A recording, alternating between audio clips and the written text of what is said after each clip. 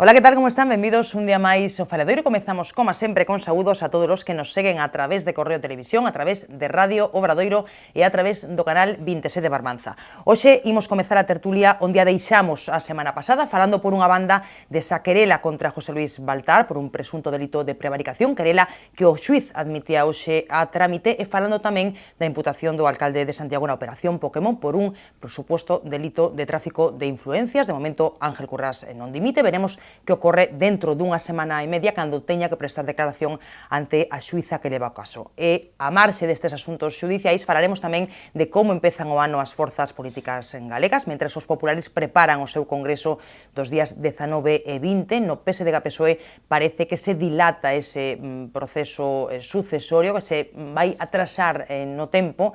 No BNG van reflexionar sobre se lle son rendibles os gobernos bipartitos, e a Alternativa Galega de Esquerda empeza con forza, algúns din que excesiva, o seu labor de oposición no Parlamento. Hoxe están connosco na mesa do Faladoiro os xornalistas José Castro e Javier Carnota. Que tal, Pepe? Benvido. Hola. Un día máis. Que tal, Javier? Benvido. Disfrutando dos reis. A abogada María Seoane. Que tal, María? Moi boas. Benvida.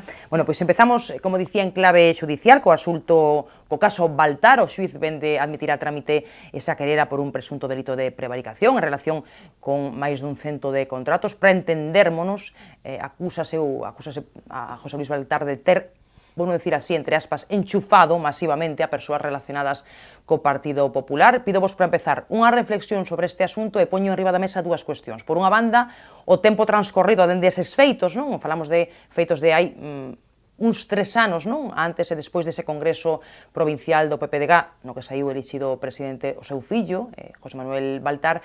E logo, outra segunda cuestión que non sorprende, non? Que é algo que, bueno, que todos puidemos sospeitar, non? Ou que se ten comentado, non? En moitas ocasións. A ver quen empeza. Me sorprende a min, non? Que estemos falando desto cando é algo que é un pouco algo que ven de vello, non? Pepe. Hombre, a mí o que me sorprende é que o fiscal ou a fiscalía e o xuiz se den conta agora, 2 anos e pico despois, de que cando xa non está en política, non? Xa non está en política el, de que en Ourense ocorrían estas cousas cando eran de dominio público. Eran con luz e taquígrafos. E máis, o expresidente da Diputación de Ourense presumía de este tipo de contratacións e deste tipo de actuacións dentro do goberno da Diputación Provincial, non? Era un sentido patrimonial, un prototipo de caciquismo.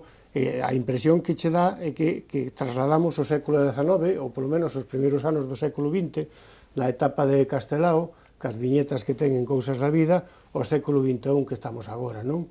E unha segunda reflexión que eu quería facer é que en isto hai víctimas. Na actuación do expresidente da Diputación de Ourense hai víctimas. Unha é a provincia de Ourense, que a actuación clientelar realmente non ten nada que ver co bo goberno dunha institución como a provincial, na política de inversións, na política de subvencións, na política de personal, sobre todo tendo en conta a rede de tráfico de influencias que tiña, non? E as segundas víctimas, o que me parece a mí moi grave, son os rapaces, os mozos e mozas, e a xente de Ourense, que tendo como único aval o mérito e o esforzo, non tiñan a posibilidade de competir para acceder a un posto de traballo na Diputación Provincial. Isto a mí sí que me parece moi grave, tendo en conta como está o mercado laboral hoxe e os esforzos que están facendo os nosos rapaces. A ver, de Javier, feito, sí.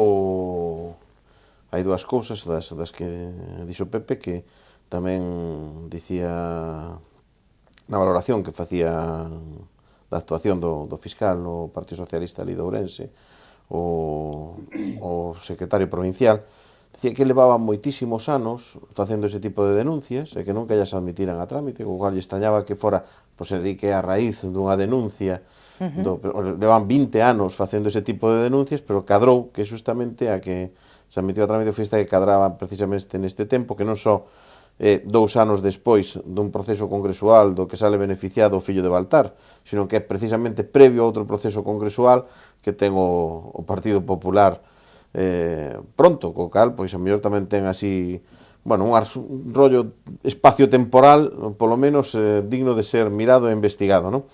E outra das cosas que dicía é que, mentres que nos outros xornais das demais provincias vía recollía, sobre todo nos anos de bonanza económica, moitísimas academias facendo anuncios de preparación para as oposicións. Nos xornais da provincia de Ourense non existía ese tipo de anuncios, non? É dicir, as propias academias renunciaban a facer ese tipo de compromiso de preparar para aprobar unhas oposicións, porque evidentemente non podían garantizar que esos conocimientos que se podían adquirir nas academias deran como froito unha praza pública, non? Unha praza de empregado público. Iso é realmente lamentable, moi lamentable. E o que se demostra é que é unha trama clientelar que, por deixarse correr tanto no tempo, evidentemente está moi arraigada, vai ter moitas consecuencias todavía durante moitísimos anos, hasta que se poda ir desfacendo todo ese entramado, e eu creo que aquí hai que ter tamén en conta que, igual que non o viu fiscal, pois tamén os outros dirixentes do Partido Popular das outras provincias, e incluso os responsables por encima do propio varón provincial, pois tamén deixaron correr moita auga, non? Deixaron pasar moito o asunto. A ver, a letrada da mesa, a ver que opina. Bueno, eu creo que, en primeiro lugar, hai que ser prudentes neste asunto, como en todos os asuntos judiciais que están pendentes nesta nosa Galicia. Eu creo que a prudencia é unha boa conselleira neste caso. Efectivamente, pasaron xa máis de 2 anos desde que se puxera en coñecemento da Fiscalía estes feitos, e agora o xuiz sí que é certo que admite a trámite a querela da Fiscalía, pero tamén é certo que neste país admítense a trámite o 99% das querelas, non? O contrario a eso sería faltar a tutela xudicial efectiva. Polo tanto, eu creo que agora hai que esperar, hai que ser prudentes, hai que agardar a que a xustiza faga o seu traballo, abriránse diligencias previas, abriránse as investigacións oportunas, e a partir de aí eu creo que sí que se poderán facer as valoracións sobre este tipo de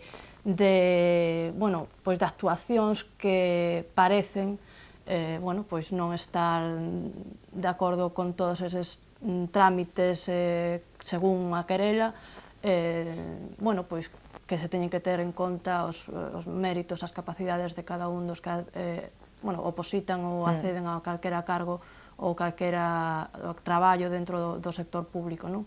Polo tanto, esperemos, eu son prudente, para mí sería atrevido facer unha valoración agora a priori, pero sí que espero que, si de ser certo, todo o que se di, a contundencia da xustiza, non? Que para eso está, e témonos que, alegrar de que hoxe xa unha tutela xudicial efectiva que vaya a pôr en contraste todo o que aquí houbo e que podamos ter unha sentencia xusta. El di que está desexando ir a declarar, Sí, a min non me sorprende que este desexando ir a declarar, e debía ir a declarar para dar a explicación, porque admitindo a presunción de inocencia, evidentemente, non quero facer xuicios paralelos, líbreme Deus, non? Pero necesitamos unha explicación do expresidente da Diputación de Ourense porque enchufou personalmente, palabra utilizada pola nosa moderadora, a 39 fillos de cargos do PP ou de persoas vinculadas co PP. 23, teño aquí 25 irmãos, 9 esposas, 5 sobrinhos, 5 maridos, 5 xenros, 2 netos, 2 noras e unha exmuller dun concejal do PP. Realmente a lista é abrallante. É auténticamente abrallante. Isto, por outra parte, tamén hai que suliñar que o caso do presidente da Diputación de Ourense, do ex-presidente da Diputación, non é un caso único nas diputacións provinciais. Eu coñecí en fai anos un caso nunha diputación provincial, en Lugo concretamente, onde unha persona optaba a unha plaza de funcionario da Diputación, enviar o seu currículum preceptivo, como estaba así establecido nas bases da convocatoria, tardaron tempo en resolver a praza, ou tardou tempo en enterarse esta persona da resolución da praza, foi ali un día, preguntou, resposta na Diputación. Realmente o seu currículum era o mellor, pero a praza estaba dada. Entón, este tipo de comportamentos caciquiles, desto de interpretar o poder como unha finca, unha parcela, onde ti fase e desfasa o teu antollo, hombre, non é presentable, nin é homologable a ningún tipo de goberno democrático no século XXI. Por suposto, nunha administración moderna, os criterios de mérito e capacidade ten que estar por enriba de calquera outro criterio, non? Exceptuando aqueles cargos de confianza, que sí, que eu estou de acordo con que necesitan desa confianza para poder levar os asuntos de determinados cargos políticos. Pero teñen que ser os menos e moi contados, e moi controlados. E o que sí que ten que facer, o que sí que ten que haber é uns mecanismos de control previos á tutela xudicial, é dicir, uns mecanismos de control internos e externos nas administracións para que non se den este tipo de supostos, non? Eu creo que sí que é certo que, e non me estou referindo a este caso concreto, estou me referindo en xeral a aqueles postos que haxa destinados para as administracións públicas, teñen que ter absolutamente todos os controis internos e externos administrativamente do Estado para que sexan de concurrencia por capacidade e por méritos, e non ningunha outra circunstancia. E aí eu sei que estou plenamente de acordo. A ver, Javier. Eu creo que, de todas formas, é un vestigio da transición, que foi así. É dicir, nas zonas onde estaba máis arraigado o caciquismo, nas provincias de Lugo e de Ourense, lidiouse con este tipo de persoeiros, con Cacharro e con Baltar, e facía falta pois un cambio, precisamente, unha alternancia democrática para que iso se poidera ir limpando despois de, por decirlo así, adherir toda esa masa de moitísima influencia na provincia a un funcionamento máis ou menos democrático, non? É dicir, eles amañaban un pouquiño, non, dese exercicio das baronías, confundindo a exercicio da baronía política co do poder provincial, non? Pero eso que se dou en Lugo non se dou en Ourense, onde todavía sigue agora por herdanza, non? Entón, pois é un fenómeno que a mellor, pois, quizá por eso este ben feito, aunque chegue moi tarde, non? Que haxa unha intervención judicial que nos poda chegar a rachar dunha vez, non, de dar ese chimpo da transición á normalidade democrática nunha provincia como a de Ourense, que tamén o necesita, non? Tristemente, o sistema degenerou, porque eu recordo nos tempos da UCD, os fillos dos pobres realmente accedemos a postos de traballo gracias ao mérito e ao esforzo, porque non tiñamos outro aval. Eu, polo menos, non tivo outro aval. Non quería, con as miñas palabras, en absoluto, mancillar o funcionamento normal pero quero durante toda a etapa da transición, sino que moitas veces, eso que falamos, ten lados oscuros. Javier, este é un lado escuro, é dicir, o lado de aguantar a Cacharro e o lado de aguantar a Baltar por parte de Fraga para manter tamén ese equilibrio interno que lle poidera dar un pouquiño de sustento de cara a facer outras cousas que o mellor estaban ben. Na primeira etapa da transición ti competías e se tiñas algo máis de méritos co recomendado, accedías ao posto de traballo. Eu teño constancia e experiencia en este sentido. E a partir de aí foi degenerando o asunto. Eu non digo onde está, digamos, un marco de referencia para decir a partir de aquí, non. É unha historia continuada que foi degenerando pouco a pouco e hoxe, tristemente, en casi todos os partidos, se non vas con un par de carnés enseñándoos na boca ou no bolsillo, pois moitas veces non accedes a un posto de traballo. Porque tamén, a todo isto tamén, efectivamente, isto é moi triste. Hai moitos que se sinten inspirados, non? Por esta xente, lamentable, que os deixen medrar en cada un dos partidos políticos existentes no arco político, pero ademais hai tamén ese momento de revanchismo, é dicir, despois de 20 anos de estar sometido, non, a unha presión caciquil e tal, algúns sinten a necesidade dun momento de vinganza, de colocar os seus. Nos o que lle temos que pedir é outra altura de miras aos nosos políticos cando alcanzan o goberno, cando se lles dá a confianza para gobernar, porque normalmente soemos darlle aos cidadáns para que cambien estas cousas, non para que fagan o mesmo. Pero bueno, despois, gracias a Deus, o feito de que cada 4 anos veñan as urnas, pois nos permite darlle unha lavazada tamén ao que vaya en este sentido, non? O triste é que a xente parece un pouco resignada, non? A que ocorren estas cousas e xa parece como que non lle ve remedio, non, a estas prácticas. Bueno, imos falar de outro asunto judicial, porque o tempo avanza, xe temos un programa un pouquiño máis curto, temos que falar da operación Pokémon, a imputación do alcalde de Santiago, Ángel Currás, que terá que prestar declaración ante a xuíza que leva o caso o día 17. Pois el non vai dimitir, convencido da súa inocencia, de que poderá demostralo, aportará toda a documentación que se lle pida. Bueno, entre mentres nos saímos á rúa a preguntarlle aos cidadáns se creen que Ángel Currás debería dimitir tras esta imputación. Estas son as respostas que nos deron, logo comentamos na mesa. Home, por suposto, que isto xa é unha vergonza, non? Non sei cantos políticos están implicados en corrupción, 300 políticos, creo, en España, así que isto é unha vergonza, así que, por suposto, que debería dimitir. Ele e todos os sinvergüenzas deste país. Eu, en xeral, penso que non deben dimitir hasta que se probe algo, porque senón armame unha calumnia e teño que dimitir. Eu creo que sí. É a miña opinión. Unha persoa que se pon en dúbida a súa respetabilidade, sobre todo no eido político, debería dimitir. Bueno, habería que esperar, ¿no? Todo o mundo ten dereito, supoño, que o seu momento de declaracións propias e a ver a que conclusión se pode chegar. Bueno, creo que debe de saber él que decisión debe de tomar. Xa non me extraña nada, pero creo que debería dimitir, claro. Sí, quizás se ferran demasiado ao cargo, non? Dá má sensación, pero bueno, xa non me sorprende nada, e a nadie nos sorprende, que é o problema, creo. Te hablo de política, empiezo. Tenéis una silla, me siento. O sea, por Dios, yo en este momento te juro que cualquier cosa que tenga que ver con la política de los partidos que todos sabemos, o sea, ¿qué voy a decir? Lo que todos pensamos. O que todos pensamos, dicía por aquí unha das compostelas enquisadas. Bueno, son respostas que tamén nos poden levar a facer unha reflexión moi seria, non, de como estamos, non, da desafección cidadá pola clase política. Bueno, vou comezar por María Seoane, que foi compañeira de Ángel Currás tamén na Corporación, no Grupo Municipal Popular, na pasada legislatura, así que quero empezar por ela para que apunte a súa reflexión e logo os xornalistas. Eu creo que apuntabas unha cousa moi interesante da que dá fe todo este reportaxe que acabamos de ver. Creo que a xente sente realmente unha desafección pola política e unha desconfianza hacia os políticos. De todas formas, creo tamén que deberíamos de facer unha reflexión profunda sobre si unha imputación ten que significar directamente, inmediatamente, unha dimisión. Por qué? Porque no exercicio do cargo ou non pódese cometer irregularidades ou non, que poden ser controladas ou non pola Administración de Xustiza.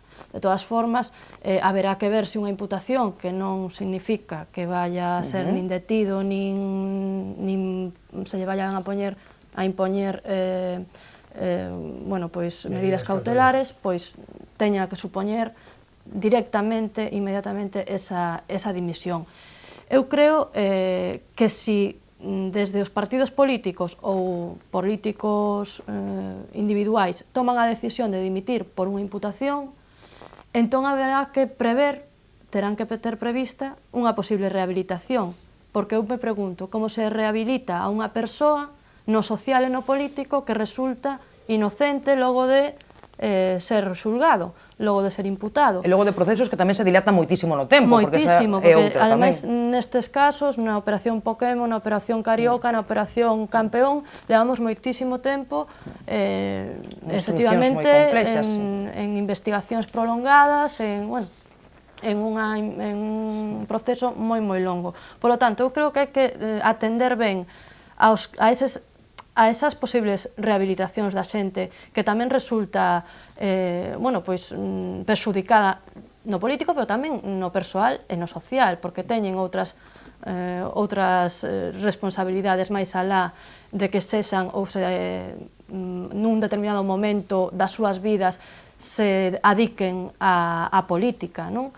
E, polo tanto, eu creo que debemos de ser outra vez moi prudentes, debemos de ter en consideración que unha imputación non significa directamente estar incumprindo absolutamente nada. O que pasa é que están investigando, ademais se lle provee de determinadas garantías ao imputado para a súa declaración diante dun xuíz.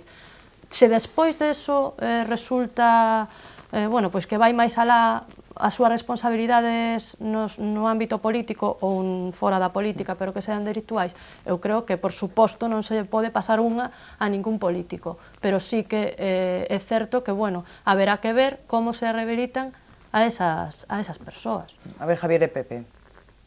Home, eu non quero deixar de falar, aunque despois casi encontro o mismo interese o que falaban os cidadáns respecto á súa desafección que ao feito de que o alcalde de Santiago toma a decisión ou non de dimitir. Eu creo que é un código ético que ten o propio Partido Popular e que, a verdade é que, en xeral, non? Pero especialmente, eu creo que o Partido Popular fixo un código ético porque non se había implicado nestas investigacións das que citábamos aquí, que poñamos encima da mesa, longuísimas instruccións que se están a facer desde os xulgados de Lugo, e claro, dá hora da impresión de que teño un código ético para aplicar aos demais, pero como se aplica despois cando son os teus? Porque claro, o señor Barreiro, agora desde Lugo, que tanto chuzaba para que dimitira o alcalde de Lugo, agora, sin que houbera tampouco ninguna fianza pedida, ni ningún tipo de medida cautelar cara a él, pois agora terá que decirlo de Santiago que faga o mesmo, non? Entonces, estamos a chegar a un punto pois moi difícil e casi de non retorno. Me parecía tamén moi interesante o que decía María respecto á rehabilitación, porque quen debería rehabilitar a todas estas persoas son aqueles mesmos aos que os foron moitas veces a chamar a casa, son os propios partidos. Os propios partidos tiñan que ter as narices de facer unha rehabilitación mediante un acto a homenaxe ou o que fora, é dicir, públicamente, a foto pública que faltou o outro día de Rajoy ou de Feijóo. Botachela en falta a ti, non? No, eu non. Botaron en falta os periódicos. Pero xa claro, non contaban con ela, que me parece. Eu creo que non tiña espacio reservado. Pero, quero dicir, en ese sentido, despois falta tamén moita valentía, porque aquel que non é útil despois a un determinado staff directivo, non a persoa, non vamos a personalizar agora, é dicir, aquela executiva, directiva, etcétera, do partido que este naquel momento, pois pasa directamente ao olvido, cando non tiña que ser así. Ese esquecemento non debería darse nun partido onde supónse que están boas persoas que nos van a gobernar, non? Que teñan tamén esa bonomía, non? Esa de decir, bueno, oye, pues nos vamos a acordar tamén deste home que, oye, acordademos de fulanito, non citemos a ninguén, non vamos a facer xa máis leña de curras neste momento, non? Pero, no, curras tan... Oye, pois que ao final marchou para casa, home, pois, oye, pois ao final non era. E que? Pois haberá que rehabilitalo. É dicir, pois mira, saca unha foto contigo, ademais vas a ir de número 1 pola lista ao Senado. Que che parece? Esa valentía, de momento, en ningún partido se dou tampouco, non por parte dos dirixentes, sino que os van apartando e os van deixando de lado. Entón, ao final, esa para acabar a reflexión, porque era onde quería tamén chegar, decir, falamos de desafección da xente, pero desafección non quere decir desinterese. A estas persoas que escoitaban víos bastante cabreados, con bastante énfase na súa forma de expresarse, señal de que interese polo tema político sí que existe. O que non existe por parte dos partidos un xeito de darlle participación a ese interese da cidadanía, porque o que quere esa cidadanía é cambiar unhas reglas de xogo que llevan moi ben aos que agora mesmo están. Ese é o problema. A ver, Pepe. Eu creo que hai desafección, como vimos na reportaxe que encontramos aquí, e sobre todo moito desencanto e moita impotencia. A xente sabe que eso existe, que está aí, que é de dominio público, porque o sabe todo o mundo, menos o fiscal, a fiscalía e o xuiz, que se dan conta 2 anos despois, en Ourense, non? E hai, neste momento, 83 casos en Galicia de imputados en non sei cantos casos de corrupción ou corruptelas, desde o Pokémon hasta Carioca, hasta o caso Campeón, e non sei, tropecentos máis, non? E a xente isto percibio, e ademais percibio en cargos importantes. Hai que recordar que neste momento está imputado. Tuvo que dimitir o alcalde de Ourense, o exalcalde de Ourense. O alcalde de Lugo está imputado, o alcalde de Santiago está imputado. É dicir, son 3 cidades importantes de Galicia, despois de Vigo e a Coruña. Está imputado o señor José Blanco, que foi ministro de Fomento. E hai moitos máis cargos coñecidos. Na Costa da Morte hai varios alcaldes imputados. Isto realmente a xente... O exalcalde de Boqueixón tamén. O exalcalde de Boqueixón, que tivo que dimitir.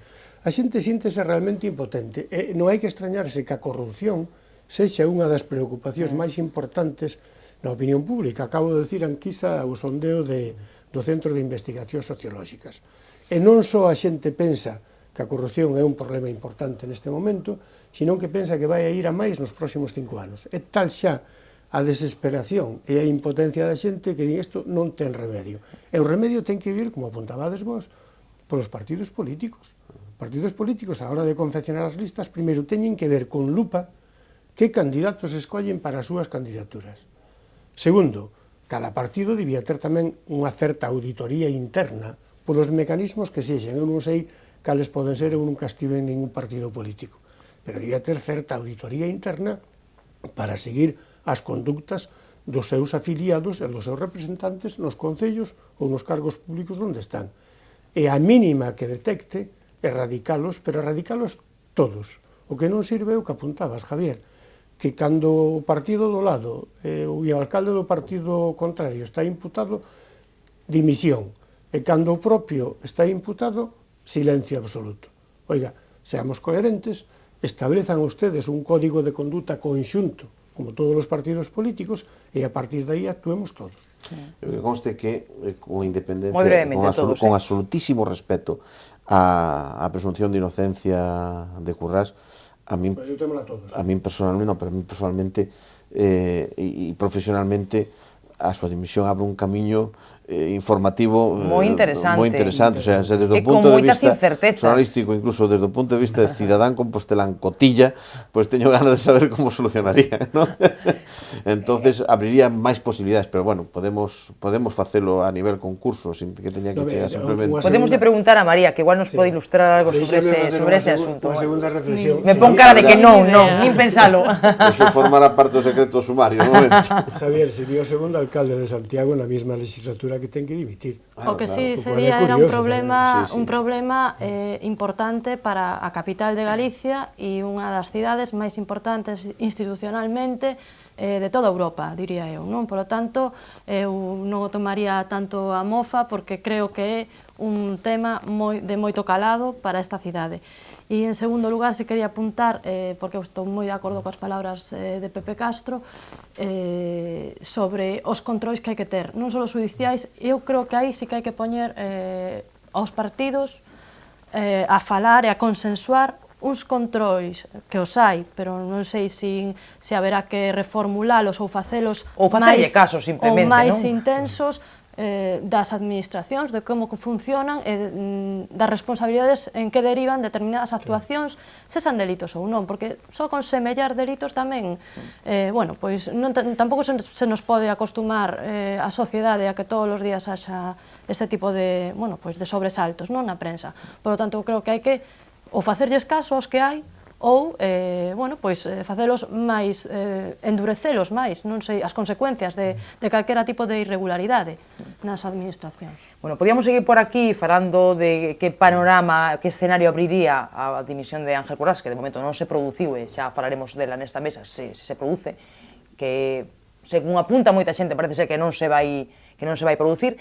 Pero temos que facer unha pausa para a publicidade e a volta a falar xa de outro asunto. Temos pouquiño tempo, así que facemos pequeno descanso, volvemos de contado no Faladoiro.